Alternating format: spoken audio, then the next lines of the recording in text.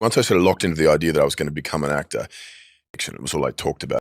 It was an absolute obsession. It was an addiction. It was all I talked about. There was no shadow of a doubt that was what I was going to do.